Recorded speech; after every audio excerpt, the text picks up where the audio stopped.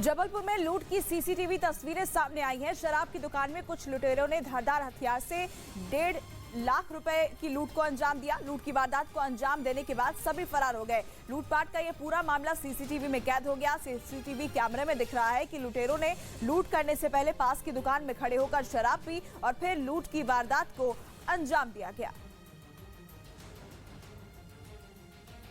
उधर छत्तीसगढ़ के कोड़ा गांव से चौंकाने वाली कुछ तस्वीरें सामने आई। वहां एक गर्भवती महिला को अस्पताल पहुंचाने में खराब सड़क की वजह से भारी दिक्कतें उठानी पड़ी, क्योंकि एम्बुलेंस को उसके घर से करीब 1 किलोमीटर दूर खड़ा होना पड़ा। रास्ता ठीक नहीं होने की वजह से एम्बुलेंस गर्भवती महिला के घर तक नहीं पहुंच सका, जिसकी वजह से घर के कुछ लोग उसे चारपाई पर लिटाकर एम्बुलेंस तक ले गए। इसके लिए उन्होंने चारपाई को डंडे से कपड़ों की मदद से इस तरह से बांधा कि महिला उसे पकड़कर एम्बुलेंस तक पहुंच सके। बताया गया कि इन सब कठिनाइयों से जूझने के बाद गर्भवती महिला को अस्पताल पहुंचाया गया, जहां उसकी डिलीवरी कराई गई।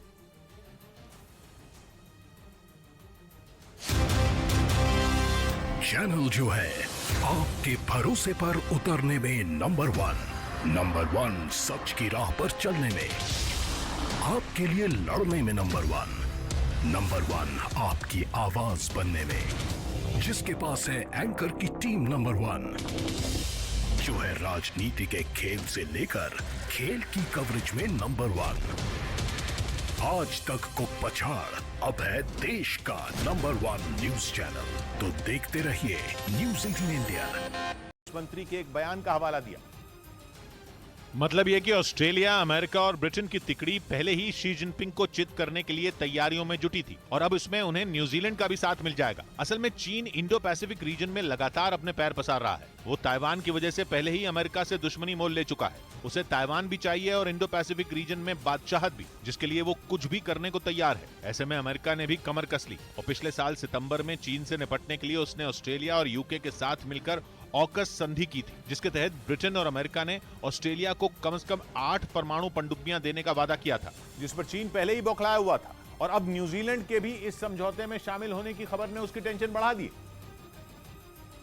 क्योंकि उसके ऑकस संधि से चिढ़ने की एक वजह यह भी है कि इससे पहले तक ऑस्ट्रेलिया अमेरिका और चीन दोनों को साथ लेकर चलता था, लेकिन ऑकस संधि साइन करके वो अमेरिका की टीम में शामिल हो गया। असल में चीन इस चक्कर में था कि वो ऑस्ट्रेलिया और न्यूजीलैंड समेत दूसरे देशों को पैसिफिक रीजन में कमजोर करे, जिसके लिए इन दोनों देशों के पड़ोस में मौजूद एक छोटे से देश सोलोमन आइलैंड्स पर सैन्य ठिकाना बनाने के लिए उसके साथ उसने गुपचुप डील कर ली, जिससे न्यूजीलैंड भी डरा हुआ है। लेकिन अगर वो ऑकस में शामिल हो गया तो ये समझौता उसकी ताकत बन सकता है, क्योंकि उसे अमेरिका और ब्रिटेन जैसे ताकतवर देशों का साथ मिलेगा जो समंदर में उसकी शक्ति बढ़ाएंगे। यानी अमेरिका ने ऑस्ट्रेलिया के बाद न्यूजीलैंड को भी अपने पाले में लेकर चीन को जवाब देने की तैयारी कर ली है, जिसका असर होता हुआ भी दिख रहा है, क्योंकि इस संधि से चीन इस कदर घबरा गया है कि वो लगातार यूएन की संस्था IAEA से इस पर चर्चा करने की मांग कर रहा है। उसका आरोप है कि इस समझौते से पैसिफिक रीजन में हथियारों की होड़ बढ़ेगी और उसकी आड़ में अमेरिका इस इलाके में अपने परमाणु हथियार तैनात कर सकता है। साथ ही चीन को आशंका है कि अमेरिका को इस पैक्ट में शामिल देशों में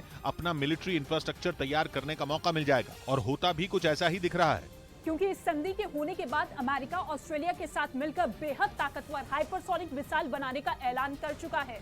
असल में ऑकस समझौता हुआ ही इसलिए कि इसमें शामिल देश मिलकर चीन की दादागिरी खत्म कर सकें, क्योंकि इस समझौते में शामिल देश केवल एक दूसरे की सैन्य सहायता ही नहीं करेंगे बल्कि खुफिया जानकारी भी साझा करेंगे। उधर यूक्रेन में अपने कब्जे वाले इलाकों को रूस के नक्शे में मिलाने के पुतिन के प्लान को बड़ा झटका लगा है, क्योंकि 2014 से उसके कब्जे वाले क्राइमिया से धमाकों की जो तस्वीरें आई उनने पुतिन की परेशानी बढ़ा दी। और सोशल मीडिया पर तेजी से वायरल हो रही इन तस्वीरों में क्राइमिया में रूस के एयरबेस पर एक के बाद एक कई धमाके होते नजर आए। धमाके इतने जोरदार थे कि वहां से धुएं का बड़ा गुबार आसमान में काफी ऊंचाई तक उठता दिखा और ऐसा लगा वहां कोई बहुत बड़ा बम फटा हो। रूस के रक्षा मंत्रालय ने भी इन धमाकों की पुष्टि की, लेकिन इसे अपने एयरबेस पर हमला मानने से इनकार कर दिया, जबकि पश्चिमी मीडिया ने दावा किया कि धमाके एयरबेस पर मौजूद रूस के हथियारों और गोला बारूद के गोदाम में हुए। शुरुआत में से यूक्रेन की सेना की ओर से बड़ा हमला बताया गया और दावा किया गया कि इस हमले में रूस के एयरबेस को भारी नुकसान पहुंचा। हालांकि बाद में यूक्रेन ने इन धमाकों के पीछे अपना हाथ होने से इनकार कर दिया और इसे वहां मौजूद विद्रोहियों की करतूत बताने की कोशिश की।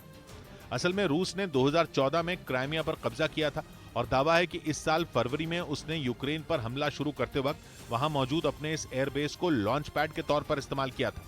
जहां काला सागर पर नजर रखने के लिए रूसी वायुसेना की एक पूरी रेजिमेंट मौजूद है। साथ ही इस एयरबेस पर उसके सबसे आधुनिक सुखोई 30 फाइटर जेट समेत 20 से ज्यादा लड़ाकू विमान तैनात हैं। बताया गया कि रूस का ये एयरबेस यूक्रेन में युद्ध वाली जगह से करीब 200 किलोमीटर दूर है और रूस का दावा है कि फिलहाल यूक्रेन अमेरिका से मिले हाइमार्स समेत जिन मिसाइल सिस्टम का इस्तेमाल कर रहा है उनकी मदद से दागी गई मिसाइल या रॉकेट सिर्फ 70 किलोमीटर तक जा सकते हैं, यानी वो यूक्रेन की तरफ से हमले को पूरी तरह नकार रहा है। उधर उत्तर प्रदेश के कानपुर से हैरान करने वाली कुछ तस्वीरें सामने आई। वहां तिरंगा यात्रा में भारतीय जनता युवा मोर्चा के कुछ कार्यकर्ता आपस में भिड़ गए।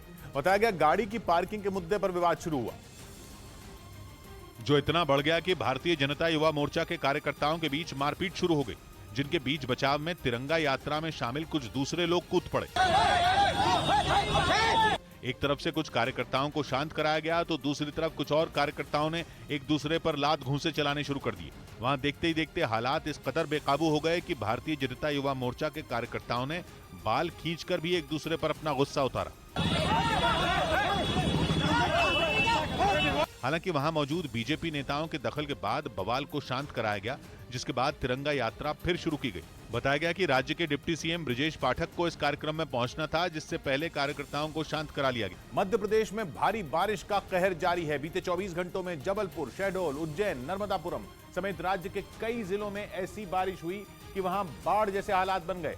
वहीं आने वाले 2 दिनों तक प्रदेश के 40 जिलों में भी भारी बारिश की चेतावनी जारी की गई है। इन जिलों के लिए मौसम विभाग ने येलो अलर्ट जारी कर दिया है, जबकि पहले से ही आसमान से बरस रही आफत ने वहां के कई इलाकों की सूरत बिगाड़ कर रख दी है।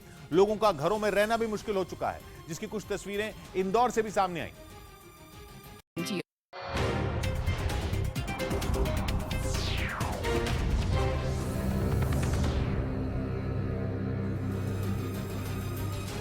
आप देख रहे हैं देश का नंबर 1 न्यूज चैनल। सबसे सटीक और भरोसेमंद खबरों के लिए देश ने एक बार फिर न्यूज 18 इंडिया पर भरोसा जताया। आज तक और इंडिया टीवी को पछाड़कर न्यूज 18 इंडिया लगातार देश का नंबर 1 चैनल बना हुआ है। हम पर यह भरोसा जताने के लिए आप सभी का बहुत धन्यवाद।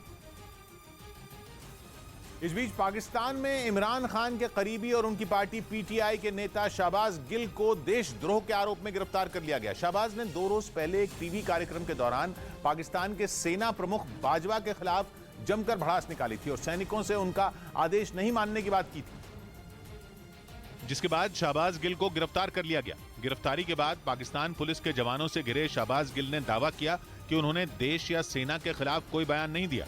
एक मुहिब्बे वतन का बयान है वो, एक अपनी फौज से प्यार करने वाला। लेकिन शहबाज गिल की गिरफ्तारी के बाद पाकिस्तान में इस चर्चा ने जोर पकड़ लिया कि इमरान खान वहां की सेना को विद्रोह के लिए भड़का रहे हैं, क्योंकि शहबाज गिल को इमरान खान और उनकी रहस्यमयी पत्नी बुशरा बीबी का बेहद करीबी माना जाता है। कहा जाता है कि शहबाज गिल जो भी बोलते हैं जुबान तो उनकी होती है, लेकिन शब्द इमरान खान के। यही वजह है कि सेना पर दिए गए उनके बयान के बाद इमरान और बुशरा बीबी पर भी गिरफ्तारी की तलवार लटकने लगी है।